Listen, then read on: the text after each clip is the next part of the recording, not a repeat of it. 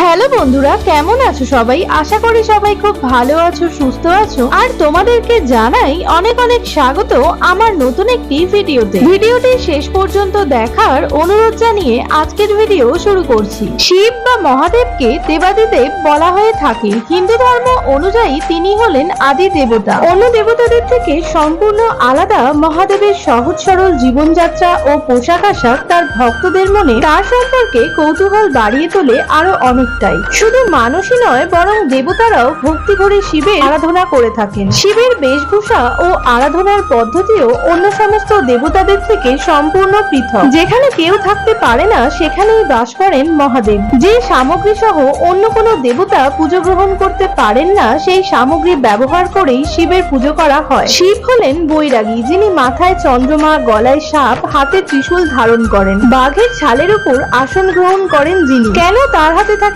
ত্রিশূল, কেন তার হাতে ডমরু, কেনই বা সাপ তার গলায় জড়ানো, এমন আরো বহু প্রশ্নই মনে উকি দিয়ে যায়। তাই তো এই সমস্ত প্রশ্নের উত্তর দিতে আজকের এই ভিডিওটি। শিবের এই বেশভূষার পিছনের রহস্য জানতে হলে অবশ্যই দেখতে হবে পুরো ভিডিওটি। সবার প্রথমে বলি, শিবের মাথায় চন্দ্র থাকেন কেন? ভোলানাথের মাথায় চন্দ্রের স্থান লাভের পরিপ্রেক্ষিতে দুটি কাহিনীর উল্লেখ পাওয়া যায়। প্রথম কাহিনী রাজা দক্ষ ও তার 60 কন্যার সঙ্গে সম্পর্কযুক্ত। পুরাণ অনুযায়ী রাজা দক্ষের মোট 60টি কন্যা সন্তান ছিলেন। এর মধ্যে 27 জন কন্যার বিবাহ চন্দ্রের সঙ্গে হয়। সমস্ত 27টি স্ত্রীর মধ্যে রোহিণীকে সবচেয়ে বেশি ভালোবাসতেন চন্দ্র। এই কারণে অন্যান্য স্ত্রীরা তার প্রতি ক্ষুব্ধ থাকতেন। একথা শোনার পর ক্ষুব্ধ দক্ষ চন্দ্রকে ক্ষয় রোগের অভিশাপ দিয়ে বসেন। এই ক্ষয় রোগ থেকে মুক্তি পাওয়ার জন্য ভোলানাথের কঠোর তপস্যা শুরু করেন চন্দ্র। চন্দ্রের তপস্যায় প্রসন্ন হয়ে শিব তাকে অভিশাপ থেকে মুক্তির আশীর্বাদ দেন এবং তাকে চিরকালের জন্য নিজের মস্তকে ধারণ করেন। অন্য আরেকটি কাহিনী অনুযায়ী সমুদ্র মন্থনের ফলে যে বিষ বের হয় তাকে শিব নিজের কণ্ঠে ধারণ করেন। সেই সময় বিষের প্রভাবে তার শরীর জ্বলতে শুরু করে। শরীরের তাপমাত্রা কমার জন্য নিজের মস্তকে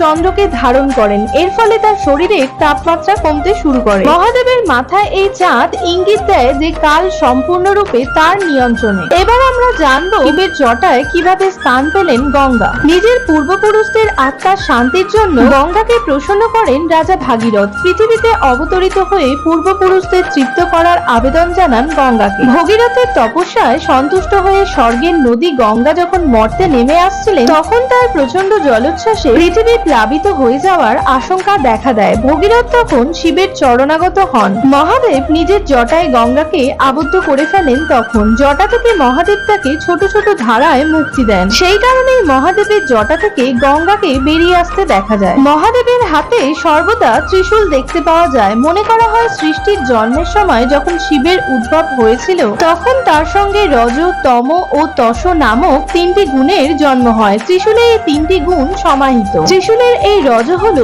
জন্ম, তম হলো পালন এবং তস হলো মৃত্যুর সূচক। এছাড়াও মনে করা হয় মহাদেবের ত্রিশূল হলো 3টি শক্তির প্রতীক: জ্ঞান, ইচ্ছা এবং সম্মতি। এবার বলি মহাদেবের গলায় কেন সাপ থাকে। সমুদ্র মন্থনের সময় নাগরাজ বাসুকীকে দড়ির মতো ব্যবহার করা হয়। বাসুকী শিবের পরম ভক্ত। বাসুকীর ভক্তিতে প্রসন্ন হয়ে শিব তাকে নিজের গলায় ধারণ করার প্রতিশ্রুতি দিয়েছিলেন। এছাড়াও মহাদেবের গলায় ও মাথায় নাগের উপস্থিতিকে পুরুষের অহংকারের প্রতীক বলে মনে করা হয়। এবার আমরা জানবো মহাদেব কেন বাঘছালের উপর বসে থাকেন। হিরণ্যকশ্যপের বধ করার পরও বিষ্ণুর নরসিংহ অবতারের রাগ শান্ত হয় না। তখন সর্ব দেবতার অবতার নিয়ে যুদ্ধে তাকে আহত করে দেন শিব। শরীর ত্যাগ করার সময় তার চামড়াকে আসন হিসেবে গ্রহণ করার আবেদন জানান তিনি। তারপর থেকেই বাঘছালের উপর অধিষ্ঠিত মহাদেব। আবার এই ছালই পরে থাকেন তিনি। এছাড়াও মনে করা হয় যে বাঘছালের উপর বসে থাকার এই বিষয়টি ভয়হীনতা ও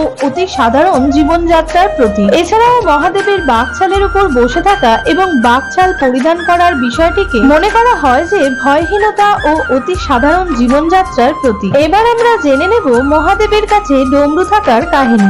আসলে সৃষ্টির সূচনাকালে সরস্বতী উৎপন্ন হওয়ার পর বিনাশ্বরে সৃষ্টিতে ধ্বনির জন্ম দেন। কিন্তু এই ধ্বনি সুর ও সঙ্গীত ছাড়া ছিল। সেই সময় নৃত্যরত শিব 14 বার ডমরু বাজিয়েছিলেন। এই ধ্বনি দিয়েই ব্যাকরণ ও সঙ্গীতের ধন্দ তালের জন্ম হয়। এইভাবেই শিবের ডমরুর উৎপত্তি হয়েছিল। এই ডমরু হলো বেদ এবং তার উপদেশের প্রতীক, যা আমাদের জীবনে এগিয়ে চলার রাস্তা দেখায়। মহাদেবের গলায় সর্বদাই দেখা যায় রুদ্রাক্ষের মালা। এই রুদ্রাক্ষ ধারণ আসলে শুদ্ধতার প্রতীক। অনেক ক্ষেত্রে তার হাতে রুদ্রাক্ষ মালাও থাকে, যা ধ্যান মুদ্রার সূচক বলেও জানা যায়। এছাড়াও দেখা যায় মহাদেবের কপালে তৃতীয় নেত্র। তার কপালে তৃতীয় নেত্রকে জ্ঞানের প্রতীক বলেই মনে করা হয়। অনেক ক্ষেত্রে বলা হয় তিনি রেগে গেলে এই তৃতীয় চোখটি খুলে যায় এবং সবকিছু ভস্ম হয়ে যেতে পারে তাতে। তো বন্ধুরা, আজকের ভিডিও এখানেই শেষ করছি। ভিডিওটি ভালো লাগলে অবশ্যই কমেন্টে হর হর মহাদেব লিখে দিও এবং ভিডিওটি শেয়ার করে অন্যদেরও জানার সুযোগ করে দিও মহাদেব সম্পর্কে। আর যারা আমার চ্যানেলটিকে